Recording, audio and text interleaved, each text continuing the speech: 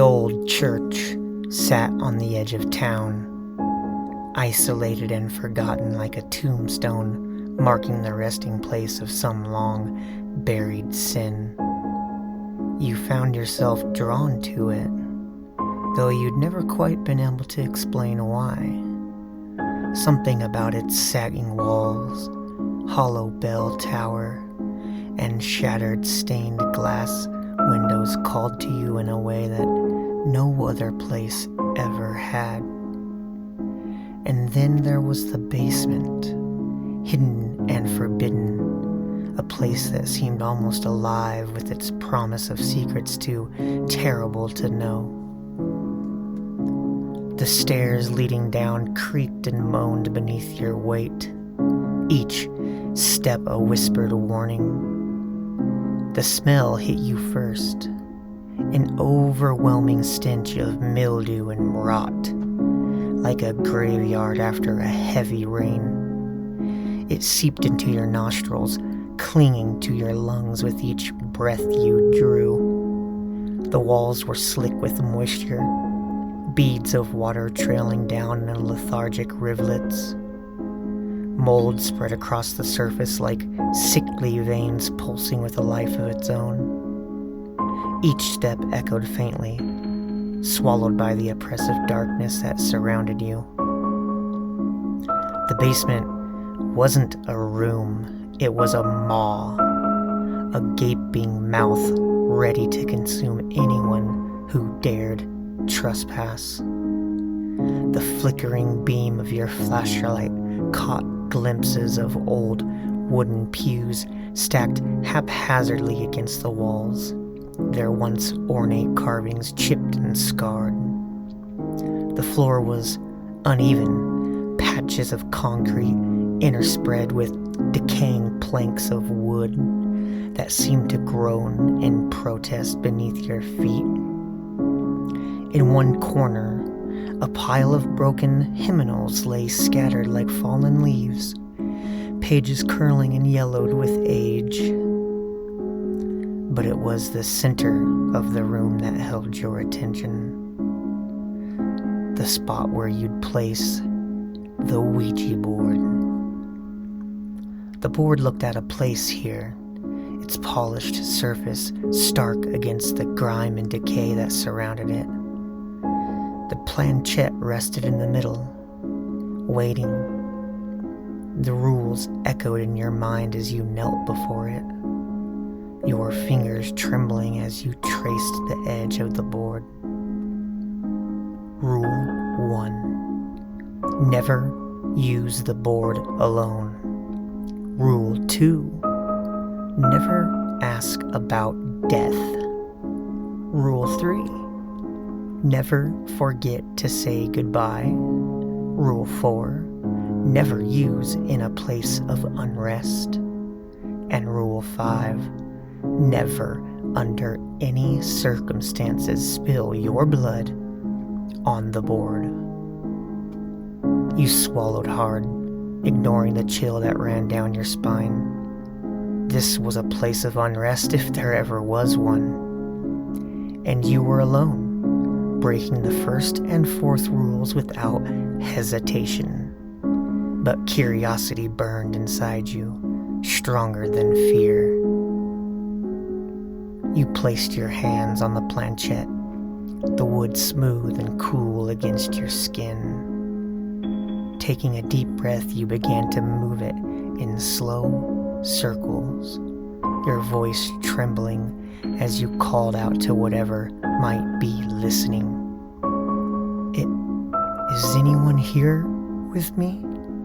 The planchet shuddered beneath your fingers, jerking to the side in a movement that wasn't your own. Your heart raced, your breath quickened as it moved slowly and deliberately to yes. Who are you? You whispered the words barely audible over the pounding of your heart. The planchet moved again, its movements erratic, almost feverish. Letters began to form, A name you didn't recognize, but it sent a shiver of dread through your entire body. A sudden sharp pain tore through your finger as it slid down the edge of the planchet, slicing deep. You hissed in pain, jerking back and clutching your hand to your chest. Blood welled up thick and dark, pooling on the surface of the board. For a moment, time seemed to stand still. Then the blood began to move. You watched horrified as it slithered across the board's surface like a living thing. It oozed into the engraved letters, replacing the black ink with a deep crimson that shone with an unnatural light. Every letter glowed bright red, pulsating in the dark, casting eerie shadows on the walls. Stop it! Stop it! You gasped, your voice barely more than a breath. But the board didn't listen. The blood spread, filling every crevice, every curve of the letters, until the entire board seemed to hum with some terrible energy.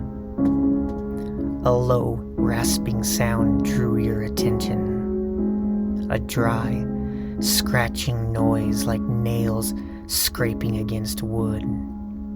You looked down, your heart leaping into your throat as you saw them. Long, spindly fingers, old and gnarled, sliding out from underneath and between the cracks in the floorboard. The skin was thin, wrinkled and ashen, with blackened nails that seemed to curl like claws. The fingers moved slowly, almost lazily, as if they were searching for something. You sat frozen, unable to move, unable to even breathe, as they brushed against the edge of the board, inching closer and closer. Then they found it, the planchet. The fingers caressed it. They touch almost tender. The fingers caressed it. The touch almost tender. You realized with dawning horror that they wanted it. Panicking, you lunged forward, reaching out desperately, but you were too slow. The fingers tightened around the planchet, and in one swift motion, they yanked it beneath the board, disappearing as quickly as they had come.